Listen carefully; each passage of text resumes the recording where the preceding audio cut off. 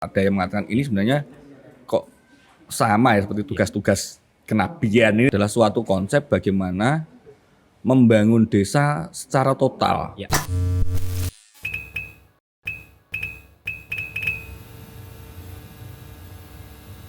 Assalamualaikum warahmatullahi wabarakatuh. Masih bersama saya Didi Wahyudi yang akan memandu acara Jagongan Santai. Nah, kali ini saya mendapatkan tamu yang istimewa yang sudah berpengalaman cukup lama soal desa. Baik. Nanti kita coba belajar ngobrol santai bersama tamu kehormatan saya yang sekaligus teman. Nah, hobinya ini cukup unik. Hobinya mancing, tiap hari hampir mancing. Nah, nanti kita coba diskusi soal apa yang mau dibahas. Kabarnya kita akan diskusi ngobrol santai soal SDGs desa. Nah, SDGs desa itu apa? Nanti kita tanyakan pada narasumber yang ganteng, yang masih muda, yang punya konsep yang bagus. Assalamualaikum warahmatullahi wabarakatuh, Mas Adi. Waalaikumsalam warahmatullahi wabarakatuh. Makasih Mas Didi. Oke, Mas Adi, boleh kenalan jenengan selama ini sebagai apa, sibuk apa dan lain sebagainya. Barangkali biar pemirsa paham tamu saya. Sibuknya mancing Mas. Oh, mancing. Ini hobinya mancing. Saya kira di sini mau ngajak bahas mancing, ternyata bahasnya desa. Ya. Terima kasih. Keseharian saya masih terkait dengan desa, Ya. mendampingi desa. Kebetulan di program P3MD. Programnya Kementerian Desa, dan saya di tenaga ahli bidang pembangunan partisipatif. Ranahnya berbicara tentang perencanaan desa, pembangunan desa ya, di wilayah-wilayah itu. Ya. Mulai perencanaan, mulai penganggaran dan lain sebagainya dan pelaksanaannya itu. Betul, mulai perencanaan. Kalau perencanaan itu ya berbicara tentang RPJM desa, RKP desa, APBDes hingga sampai pelaksanaan kegiatan. Oke. Selama ini sudah berapa lama berteman dengan desa? Kayaknya sebelum ada program P3MD, jenengan sudah aktif di mendampingi desa. 2001 mulai. 2001. Ya, 2001 mengawali dengan pendamping gabungan HIPA pada waktu itu. Dan sejak saat itu sampai sekarang. Sampai sekarang. Lumayan lama lah, Mas. Oke, pengalaman itu cukup membekas sampai sekarang. Nah, sekarang ini katanya ada program baru. Program apa itu namanya? Apa SDGs desa ini apa sebenarnya? Ya. Sebenarnya bukan program ya? Bukan program. Jadi SDGs desa itu kalau berbicara historis kita mengenal ada MDGs, kemudian ada SDGs. MDGs itu Millennial Development Goals yang sudah berakhir. Kemudian dilanjutkan dengan SDGs. SDGs itu Sustainable Development Goals. Bosan Jawane apa ya? Agar bisa lebih mudah. Kadang kita kan ke Inggris, padahal bahasa Jawa ini kan gampang. Ya. Tujuan pembangunan berkelanjutan. Ya. Kalau berbicara tentang SDGs itu, historianya adalah berawal pada Sidang Umum PBB sebenarnya. Ini agenda global. Ini dunia ya? Betul. Konsep dunia ya secara global itu diawali di Sidang Umum PBB di New York lah, di New York pada waktu itu di tahun 2015. Sidang Umum yang ke-70. Ya. Itu berarti sudah menjadi pembahasan secara internasional. Ya, pada waktu itu ada 193 negara. Ya. Yang kemudian menyepakati konsep tentang SDGs. Salah satunya adalah Indonesia. Indonesia, ya. Pada waktu itu diwakili oleh Pak Wapres Yusuf Kala. Pak Yusuf Kala waktu itu ya. Ya. Itu yang SDGs internasional itu apa? Beda enggak dengan yang isu SDGs desa itu? Jadi SDGs global itu kemudian diturunkan ada SDGs nasional, ada SDGs desa. Kalau SDGs global itu ada 17. Ada 17 goal, ada 17 capaian. Ya. No poverty, no hunger, gender equality sampai ada 17 itu. Tanpa ada kelaparan. Tidak ada kemiskinan, tidak ada kelaparan, gender equality itu kesetaraan gender, kemudian good health and well-being dan seterusnya. Ada 17. Ada 17 itu yang akan dicapai semua negara yang ikut itu ya. Betul. 193 negara yang meratifikasi itu kemudian harus menindaklanjuti di negara masing-masing untuk diturunkan menjadi SDGs nasional masing-masing negara. Ya. Di Indonesia itu ditetapkan melalui Perpres. Jadi ada Perpres 59, Perpres nomor 59 tahun 2017 yang meratifikasi itu di Indonesia. sama karena SDGs global itu ada 17 goal atau capaian. Ya. Di SDGs nasional juga sama, ada 17 ada goal 17 sama. dan capaian itu. Lalu bedanya dengan yang lebih ke bawah lagi yaitu ke desa. Kalau itu terkait dengan arahan Presiden, Ya. arahan Presiden di 22 Juli 2017 itu bahwa bahwa begini konsepnya, kita itu punya sekitar 75.000 desa secara nasional. Presiden kemungkinan pada waktu itu Presiden berasumsi bahwa karena salah satu nawacitanya adalah membangun dari pinggiran itu, betul, maka betul. desa ini menjadi sesuatu yang hari penting. ini penting, populer, seksi banget lah oleh Jakarta. Sehingga itu menjadi titik tekan pencapaian SDGs, SDGs secara nasional. Ini yang kemudian ditindaklanjuti oleh Kementerian Desa, oleh Gus Menteri, biasa kami menyebut, diturunkan menjadi SDGs Desa. Wah, keren ini. SDGs Jadi Desa. konsep global diturunkan menjadi nasional, kemudian lalu diturunkan menjadi SDGs Desa. Jadi Oke. SDGs Desa ini sesuatu yang lebih detail. Lebih detail. Yang unik adalah bahwa karena kita punya 75.000 sekian desa, yang disampaikan Pak Menteri itu bahwa SDGs Desa itu akan menyumbang 74% capaian SDGs nasional. Wah, berarti ini adalah garda terberan Indonesia untuk menyukseskan SDGs nasional. Bisa bilang gitu. Bisa jadi seperti itu, tetapi di satu sisi harus kita maknai bahwa ini tantangan bersama. SDGs Desa ini adalah suatu konsep bagaimana membangun desa secara total. Secara total itu ya fisiknya, kemudian masyarakatnya dan seterusnya. Baik holistical development. Jadi SDGs Desa ya tujuan pembangunan berkelanjutan skala desa. Skala desa. Kalau nasional kan ada 17. Kalau di desa itu sama enggak?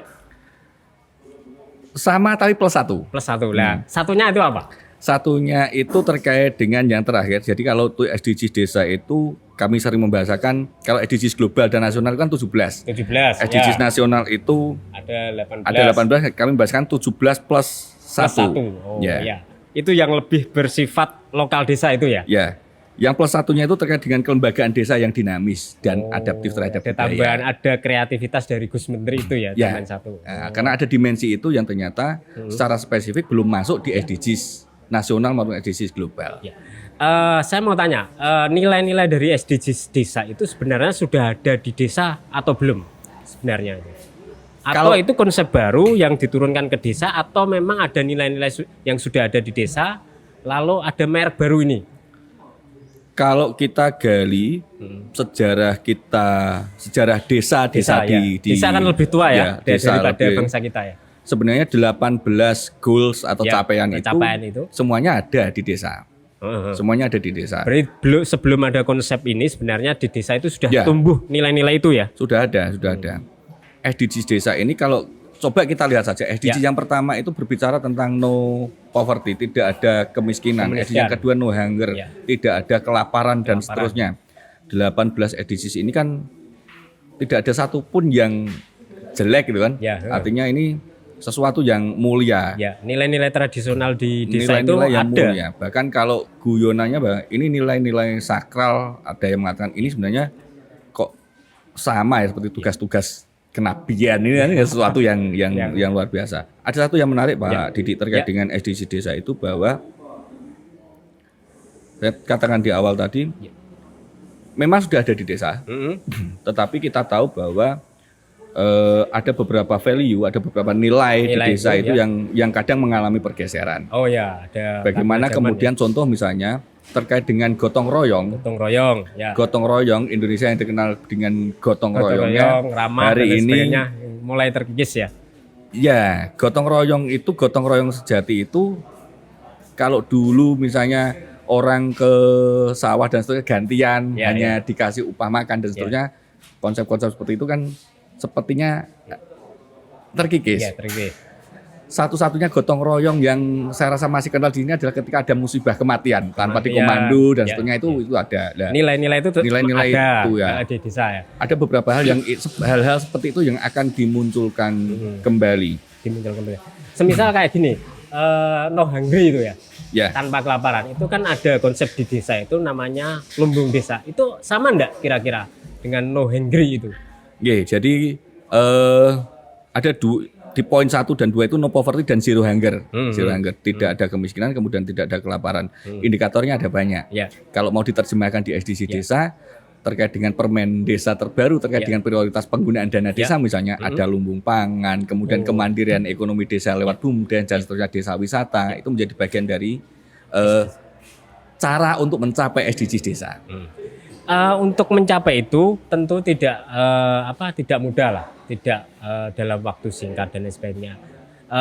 Apa yang akan dilakukan desa untuk mencapai goal-goal itu? Ada 18 goal. Barangkali diawali begini. Meskipun nilai-nilai di SDGs itu nilai-nilai yang sejak dulu ada, Ya. tetapi ketika pembahasan SDGs desa ini dianggap sesuatu yang baru lah, Ya, meskipun sebenarnya sudah ada. Sudah ada. Hari ini di kami di P3MD itu ada terkait dengan pendataan berbasis SDGs desa. Itu SDGs apa desa. itu? Baru itu apa? Bisa dijelaskan barangkali yang lebih Secara umum mudah saja, karena detailnya terlalu lebar. Ya. Jadi pendataan di SDGs desa ini yang memotret seluruh potensi data-data yang ada di desa. Ada yang berbasis individu, ada yang berbasis keluarga. Ada Itu tim atau bagaimana yang akan mengerjakan itu? Desa harus membentuk pokja, Pak. Semacam pokja atau tim terkait pendataan desa. Secara umum tim ini nanti akan bekerja untuk yang pertama SID, Sistem Informasi Desa. Betul, kemudian ada SDGs. Ya. Dan yang tidak kalah atau yang ada keterkaitannya adalah terkait dengan indeks desa, membangun IDM itu barangkali. Nah, apa yang harus dilakukan oleh desa sebenarnya? Bagi desa mungkin indikator-indikatornya ini yang perlu kita transformasikan ke desa. Ya. Di kabupaten kami mengagendakan semoga dalam waktu dekat akan ada bedah terkait dengan SDGs desa. Sehingga harapannya tafsir-tafsir yang ada di desa itu menjadi seragam, satu frekuensi. Biar nanti kerjanya satu pemahaman untuk mencapai itu. Ya. Betul. Jadi apa saja yang didata, langkah-langkahnya seperti apa dan seterusnya. Apalagi hampir semua pendataannya ada di desa ini kan sekarang berbasis aplikasi. Berbasis aplikasi. Ada aplikasi enggak yang SDGs desa itu? Ya, ada. Apa itu? Ada aplikasi itu, ada aplikasi SID, kemudian ada aplikasi di dalamnya sekarang SDGs desa. Desa itu sudah pegang data, pegang sistem dan lain sebagainya. Desa menjadi apa yang diinginkan itu berdasarkan data soal pembangunan. Ya, saya contohkan di SID-nya Kemendesa itu, sid.kemendesa.go.id itu. Di situ bisa dilihat hampir semua data tentang desa per hari ini dan itu bisa dilihat real time. Real time. Mulai kepala desa, data-data statis termasuk perangkat, kemudian letak geografis dan seterusnya, potensi, bahkan rekomendasi juga kan? Anggaran. Jadi APBDes terbuka bang. Ya. APBDes itu untuk kegiatan apa, sumber dananya dari mana, itu ada bisa dibaca ya? Bisa, dan itu tanpa password, siapapun bisa mengakses itu. Keren. Berarti gini pemirsa, desa sekarang semakin terbuka. Jadi data apapun itu bisa dilihat di sid.kemendesa.go.id. Oh, keren. Mulai dari APBDes itu bisa dilihat. APBDes desa itu apa saja. Terus akan rencananya akan apa saja. BLT juga kayaknya ya. Ya, bahkan nama-nama penerima BLT yang bersumber dari dana desa itu ada by name, by address. Wow, jadi keren. ini memang sesuatu yang menarik. Ya. Juga mungkin sangat transparan. Kami maknai sebagai kontrol bagi desa. Data itu ya secara nasional ada di desa. Jadi 75.000 sekian desa itu ketika kita punya mau ngakses desa apa ya tinggal masuk ke situ, kita cari semua dasarnya ada. Oh begitu. Jadi pemirsa sekarang sampai jika penasaran dengan desa Anda tinggal buka klik SID Desa Kemendesa Go.id ya. Go.id itu bisa pilih provinsi mana, terus kabupaten mana, kecamatan mana, terus desa mana. Klik di semua di situ nanti ada semua informasi soal desa yang Anda inginkan. Itu kerennya keterbukaan desa yang dimulai dari desa, semua terbuka. Dan itu open data. Open data artinya siapapun boleh Ya. boleh ngakses Ngeri ya. tanpa password, tanpa password. Artinya jika ada pihak-pihak tertentu tidak perlu lagi minta data ke desa ya, cukup klik itu sudah cukup ya. Ya cukup klik itu, tetapi barangkali Ya. ada yang perlu kami sampaikan. Karena SID itu baru dirilis tahun kemarin di pertengahan kemarin. tahun, ada Itu beberapa hal terkait yang Hasil perlu kami- kreasi dari Kementerian Desa. Kementerian Desa. Desa. Oh, wah, keren. Itu mencakup data dari teman-teman semuanya, teman-teman pendamping dari desa pendamping PDKMD desa ya. yang Data menginput IDM masuk di situ, APBDes masuk di situ, BLTDD, CPD data-data- masuk situ? CPD Oh, ngeling semua di situ ya? Semua di situ. Ya. Tapi memang bagi siapapun yang mengakses di situ, yang perlu kami sampaikan adalah bahwa meskipun data bisa diakses secara open data, Ya. tetapi kami menyarankan agar dilakukan semacam update bukan semacam konfirmasi ke desa. misalnya taruhlah mahasiswa misalnya Ya, penelitian validasinya tentang ke desa, ya, data-data yang di situ misalnya tidak hanya ditelan mentah, Ya, harus divalidasi ke desa karena di SID itu saya melihat masih ada nuwun sewu, ada kelemahannya bahwa APBDes yang diupload itu adalah APBDes awal. Oh ya kan ada perubahan-perubahan itu ya. Ya. Oh, Kita tahu kan di 2020 itu karena ada pandemi dan Pandemi tentunya itu sehingga ada desa perubahan. bisa melakukan perubahan APBDes bisa 4 sampai 5 Ya. kali dan sehingga ini perlu di cross check. Ya. Tapi kalau untuk data-data yang lainnya sangat Oke, sangat kita kembali ke SDGs. Kira-kira apa yang nanti akan dilakukan desa selain pendataan itu? Apakah bisa nanti desa semisal untuk perencanaan itu masuk di ini? Tahun ini saya fokus untuk penanganan pendidikan, semisal kayak gitu. Bisa enggak kira-kira semacam itu? sangat bisa. Ya. Jadi begini, ada beberapa hal, misalnya terkait dengan SDGs ini kita juga mengenal IDM misalnya, kita Ya. spesifik ke IDM. IDM itu adalah Indeks Desa Membangun. Ya. Ini adalah tools, alat ukur dari Kementerian Desa yang di-create oleh Kementerian Desa untuk mengukur status desa. Itu statusnya ada berapa macam itu? Ada 5, jadi outputnya nanti ada 5. Yang paling rendah itu desa dengan status sangat tertinggal, Sangat tertinggal. kedua tertinggal, ketiga berkembang, Ya. keempat maju, dan terakhir yang paling tinggi adalah level desa mandiri. Di IDM ini, Ya. IDM ini adalah salah satu nanti ada terkait dengan entry yang di SDGs yang kita Oh, masukkan. nyambung ya antara Nyambung.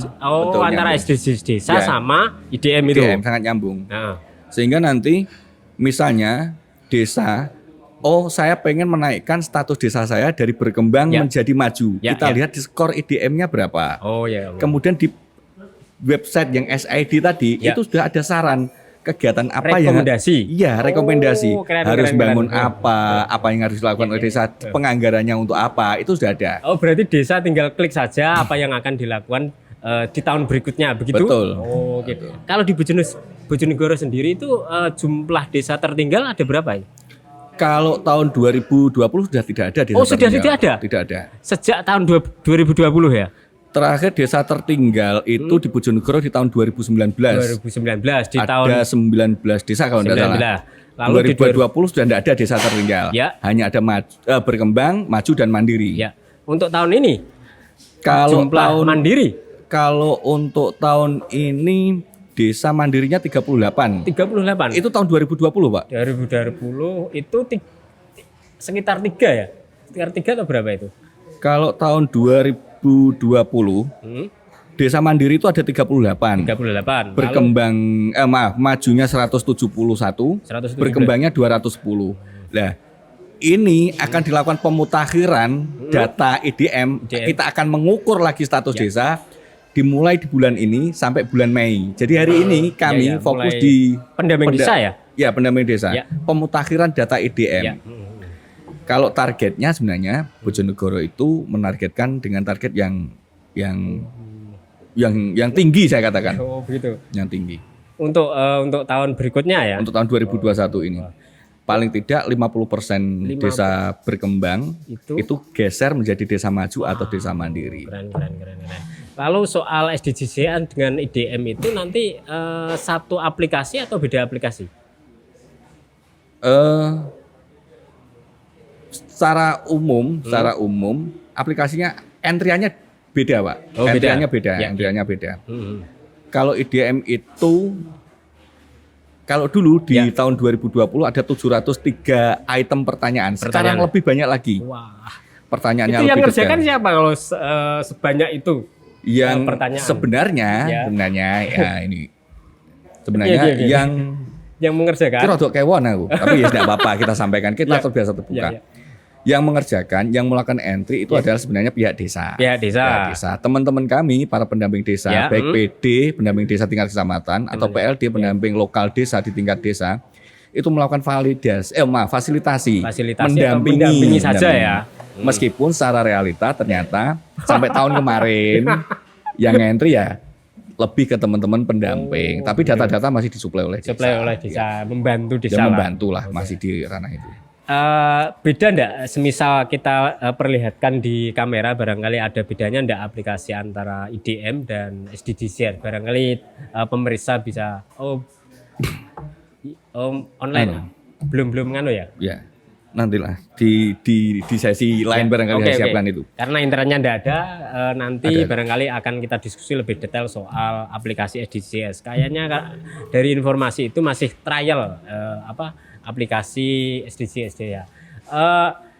Kira-kira ada pesan apa yang mau disampaikan soal SDGs bagi desa-desa yang di Bojonegoro yang jumlahnya cukup lumayan lah. Nomor berapa kalau jumlah desa di Bojonegoro gitu? Kalau saya nggak salah nomor 2 atau nomor 3. Nomor 1 itu Lamongan ya. Lamongan, kemudian Bojonegoro nomor 2, 4. Berarti terbanyak jumlah desa nomor 2 di Jawa Timur. Ya. 419. Barangkali tambahan dulu Pak Didi. Ya. Jadi kalau saya katakan di awal tadi ada SDGs global. Ya. Ada 17 capaian, SDGs nasional 17 capaian. Di breakdown menjadi SDGs desa 17 plus 1. Ini kemudian dari 18 capaian SDGs desa ini cara mengerucut berdasarkan SDGs desa ya. Jadi kalau yang saya sampaikan tadi status desa tertinggal dan sebagainya itu berdasarkan IDM. Tipologi desa berdasarkan SDGs itu nanti akan ada 8 tipe desa. Dari 18 SDGs itu ada 8 tipe. 8 tipe desa. Itu apa saja semisal itu? Misalnya yang pertama, desa yang pertama itu desa tanpa kemiskinan dan kelaparan. Ini dengan dua capaian. Yang pertama no poverty, tidak ada kemiskinan, dan zero hunger, tidak ada kelaparan. Itu karakter desa. Oh ya. Ada 8. Misalnya desa ekonomi tumbuh merata, itu terkait dengan bagaimana kemandirian berusaha, desa wisata, BUMDes dan seterusnya. Artinya desa-desa di Bojonegoro itu bisa fokus ke itu. Saya pengen desa yang berkarakter begini. Bisa enggak kira-kira kayak gitu? Bisa. Bisa. Jadi mungkin karena ini adalah hal lama tapi kemudian diperbarukan. Barangkali ini tawaran konsep lah. Tawaran konsep pemikiran bahwa bagaimana kemudian membuat desa untuk mencapai SDGs itu berbasis tipologi desanya. Desa dengan khas budaya yang kuat, kita masukkan ke tipe desa ke-8. Desa dengan budaya yang adaptif misalnya. Seperti itu. Jadi capaian-capaiannya seperti itu. Dan tawarannya adalah bagaimana kemudian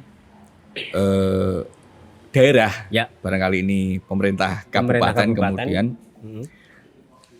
mendorong, semisal ada lomba atau apa? Nah, maksudnya bilang itu.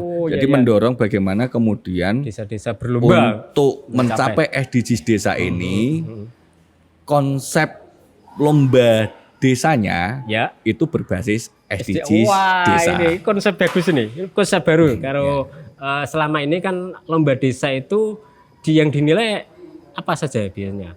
Kalau yang dinilai sebenarnya ya banyak sekali Pak selama ini, tetapi warnanya mungkin yang warnanya lebih SDGs desa itu dimunculkan. Jadi mungkin nanti ada desa dengan tipe 1, desa tipe 2, desa dengan tipe sampai tipe 8 itu dilombakan.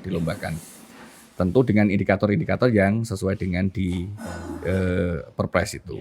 Pemirsa, memang benar apa yang disampaikan narasumber bahwa ada 8 tipe. Memang di desa itu banyak tipenya, banyak karakternya dan lain sebagainya. Semisal ada desa A itu memang yang kuat adalah soal pariwisatanya. Terus desa B yang kuat adalah soal pertanian dan lain sebagainya. Lah, konsep SDGs desa ini barangkali bisa dicapai desa dengan karakter 8 itu. Atau karakter itu barangkali bisa disebutkan 8 karakter itu selain kemiskinan dan apa? Kemiskinan dan kelaparan. Jadi 8 tipe desa berdasarkan SDGs desa itu yang pertama adalah ini saya harus ngerpek ini. Iya, iya. Desa tanpa kemiskinan dan kelaparan itu SDGs 1 dan 2. No poverty dan zero hunger. Oke, ya. Tipe desa yang kedua, desa ekonomi tumbuh merata. Ini terkait dengan SDGs ke-8, 9, 10, 12. 8 itu pertumbuhan ekonomi desa, 9 itu infrastruktur desa, 10 itu desa tanpa kesenjangan, dan 12 itu konsumsi desa dan produksi desa. Kemudian tipe desa yang ketiga, desa peduli kesehatan. Ini di SDGs 3, 6, dan 11. Isinya? 3 itu desa sehat dan sejahtera. 6 itu desa layak air bersih dan sanitasi. Sanitasi ada masuk juga ya. 11 itu terkait dengan kawasan permukiman desa yang aman dan nyaman. Itu tipe desa yang ketiga. Tipe desa yang ketiga. Tipe desa yang keempat itu desa peduli pendidikan. Ini SDGs yang keempat. Pendidikan desa itu berkualitas. Satu saja ya? Satu. Oh, isinya satu ya. Itu tipe yang keempat. Yang kelima itu desa ramah perempuan. Oh, keren juga ini. Ini desa sudah. Ini SDGs yang kelima. Kalau di SDGs global dikatakan gender equality itu. Kalau di SDGs desa keterlibatan perempuan desa. Oh, yang dalam proses pembangunan itu perempuan juga terlibat gitu. Yang ke-7 itu desa berjejaring. Jadi kemitraan untuk pembangunan desa SDGs yang ke-17. Dan yang terakhir, ini sesuatu yang menarik ini. Ini yang kearifan lokal yang dituangkan Gus Menteri 17+1-nya adalah desa tangga budaya. Ini tipe desa ke-8. Barangkali di dunia lain belum ada ini. Dunia lain maksudnya di negara lain. Belum ada ya. Desa tangga budaya ini SDGs-nya SDGs ke-16 itu desa damai berkeadilan. Dan SDGs ke-18 yang +1-nya tadi. Kelembagaan desa dinamis dan budaya desa yang adaptif. Keren. Ini konsep yang luar biasa yang sudah diarahkan ke desa, bagaimana mengawal pembangunan desa dengan karakter yang SDGs. Nah, barangkali untuk bulan ini apakah yang dilakukan P3MD untuk mengawal SDGs desa itu, Mas Edi? Kalau hari ini momentumnya adalah bahwa yang pertama kami mengawal dana desa, Pak. Fokusnya di mengawal dana desa. Meskipun secara desa secara keseluruhan, tapi fokus kalau dana di dana desa. Hari ini pencairan dana desa tahap 1. Itu 60% bagi desa dengan status desa mandiri. Oh, desa mandiri ada pengaruhnya ya? IDM itu dengan betul. Jadi ini yang perlu saya sampaikan. Jadi ada mindset di kepala desa ketika desanya sebenarnya sudah mandiri, tetapi tidak mau mandiri, wes aku maju wae, aku berkembang wae, aku gak oleh bantuan. Ini paradigma yang sebenarnya marilah kita rubah. Oh, itu paradigma lama lah ya. Hari ini negara itu menarik bukan mendorong. Jadi menarik dari depan bukan mendorong dari belakang. Jadi ada reward bagi desa-desa dengan status desa mandiri. Proses pencairan dana desanya hanya 2 tahap. 60%. Sebelumnya berapa? 3 tahap. 3 tahap. Ya. 40 20 terakhir. Sekarang untuk desa yang mandiri itu langsung 60% dan 40%. Langsung bisa proses pembangunan di desa langsung cepat kalau untuk dana desa. Sebenarnya itu yang pertama. Kemudian yang kedua terkait dengan satu paket lah. IDM, SID dan SDGs itu. IDM kami hari ini mulai melakukan pemutakhiran data sampai Mei. Mulai kapan itu? Mulai Maret ya? Awal Maret sampai akhir Mei. 2 bulan ini ya? Ya. Akhir Mei harus kami kirim ke Jakarta dan biasanya di Juni atau awal Juli itu sudah ada ketetapan dari Kementerian Desa tentang status desa hasil IDM itu. Terkait dengan SDGs desa, ini memang hari ini kami fasilitasi terkait dengan penganggaran di desanya. Penganggaran soal apa itu? SDGs desanya. Pendataan untuk tim pendataan. Ya, jadi SDGs desa itu kan kegiatannya mayoritas melakukan pendataan. Pendataan. Sedangkan kegiatan ini belum teranggarkan di APBDes karena suratnya instruksinya baru per Februari sehingga kami harus memfasilitasi itu. Iya. Jadi akan ada perubahan APBDes Bapak Ibu Kepala Desa. Ya mohon disiapkan untuk itu. Pesan terakhir dari Mas Edi sebagai narasumber SDGs, apa yang disampaikan untuk desa soal SDGs desa? Barangkali ada dua hal. Yang pertama terkait dengan desa itu pinter-pinter sekarang. Desa itu bukan seperti desa masa lalu. Desa semuanya sudah melek IT, Bapak Ibu Kepala Desa, para perangkat itu orang-orang yang hebat. Sinergi dengan para pendamping desa, sinergi dengan yang lain, ini terbangun dengan baik sehingga terkait dengan SDGs desa barangkali nanti ya kita jalani bersama. Ini tantangan. Kemudian untuk kita semua yang di kabupaten atau PMK barangkali untuk mencapai SDGs desa, kemudian satu paket dengan IDM dengan target yang tinggi saya katakan, bukan cita-cita yang muluk, meskipun tinggi targetnya. Hari ini di Bojonegoro kita punya hampir semuanya, Kita punya penganggaran yang saya katakan dari berbagai sumber, ada dana desa dari APBD kabupaten juga ada. Luar biasa itu. Ya, luar biasa ada bantuan keuangan yang pasti support terkait dengan infrastruktur desa, akses ekonomi dan seterusnya itu. Kemudian kita punya yang namanya PPD, pola perencanaan pembangunan desa. Yang ini sebenarnya kalau di Bojonegoro ya baru kita kawal mulai tahun 2010. Barangkali ngapunten Bapak Ibu Kepala Desa yang sempat jet lag gitu, kok pertanyaannya muncul, kok sudah tidak ada Musrenbang Des di bulan Januari, ini sesuatu yang baru. Padahal Musrenbang Des memang dilakukan di Juli sampai September. Kemudian ada SDGs dan IDM. Oke, terima kasih Mas Edi atas kehadiran di podcast Jagung Santai ini. Semoga bermanfaat bagi kita semua dan saksikan di season berikutnya di Jagung Santai bersama saya Didik Wahyudi.